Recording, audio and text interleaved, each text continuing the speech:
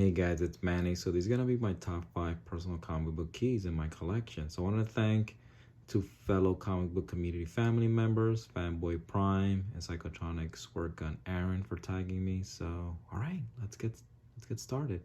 So we have here Nottingham number one, CBCS 9.8, white pages. So want to include this on the list just because I want to show some love for the indies.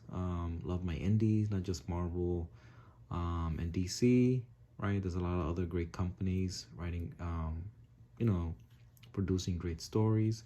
So this is kind of a story that kind of got me back a little bit more into reading comic books. So I was out of the hobby for a while.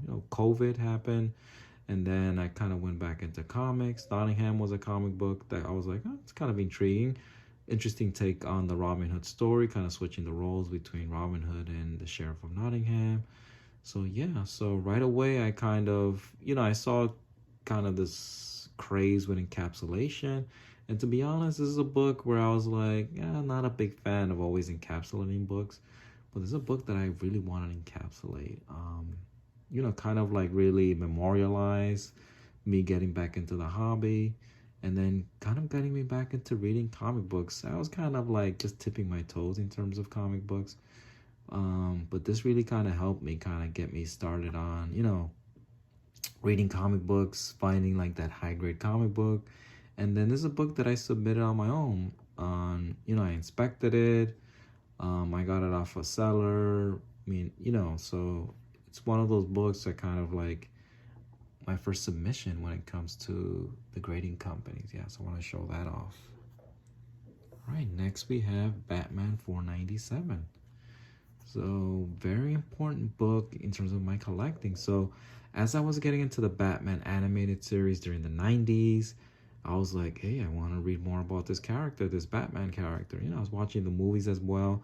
So this is my first ever comic book in terms of Batman. So Batman is my second favorite character of all time, right?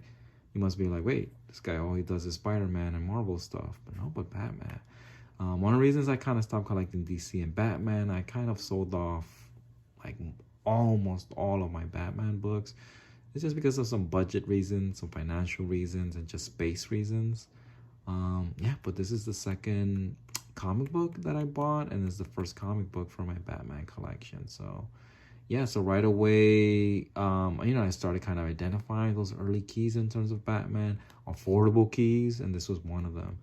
And this is a book that I got with my money. I did my chores, I did my homework, then used my allowance money to pick up this book, and it's still in my collection after all these years.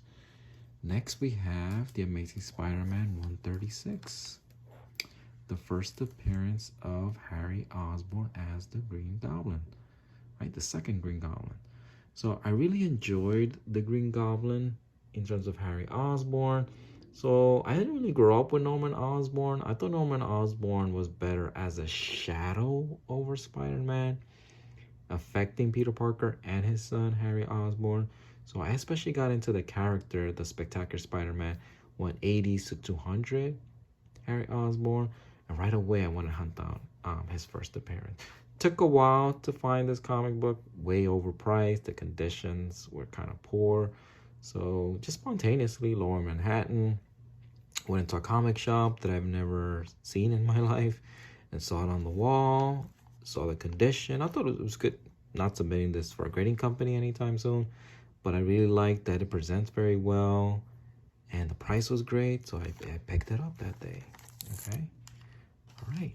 Next, we have The Amazing Spider-Man 245 in a CGC 9.6 off-white pages. So this is a recent pickup. So this is a very important book to me. Amazing Spider-Man 251. I was going to put this here, my 9.6, but I want to put this one instead because as I was starting to collect the Hobgoblin, really got into the character. And I was thinking to myself, I also like displaying my comic books. I like reading my comic books, going back to read them. But I like looking at my cover sometimes. I know some people just put them in their box and that's it. They don't see them for a while. But this is a cover. I was like, man, I really want to go back to it when I want to go over my collection, just really enjoy it. And I was thinking to myself, long term, I want to display it. I didn't know there was going to be an encapsulation like this, but I knew I wanted to display my comic books. And this is a cover. When I first saw it, I was like, man, oh man, this is a book that I really want to later on display somehow. And it's a cover.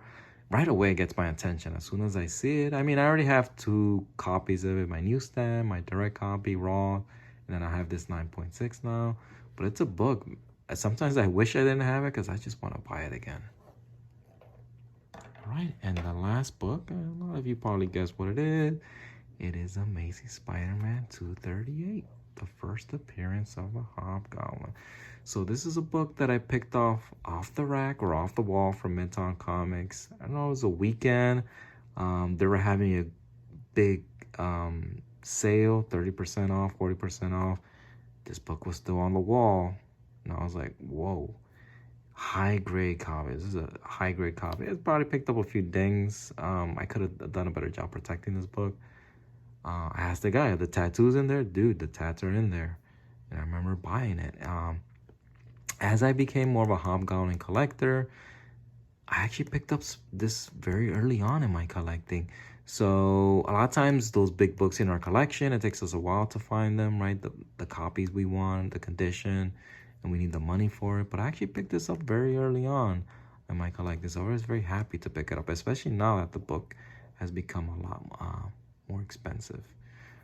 Okay, guys, so that is it. Those are my top 5 personal keys. Let me know what you guys think. I'm not gonna tag anybody because a lot of the people that have already shown off their books were people that I was going to tag. But you know, if you want to show off your top 5 comic books or just collectibles, yeah, I always want to watch on those type of videos. Okay, or you can let me know in the comment section as well. You don't even have to make a video or anything. All right, guys, so that's enough for now. So thank you guys for watching as well.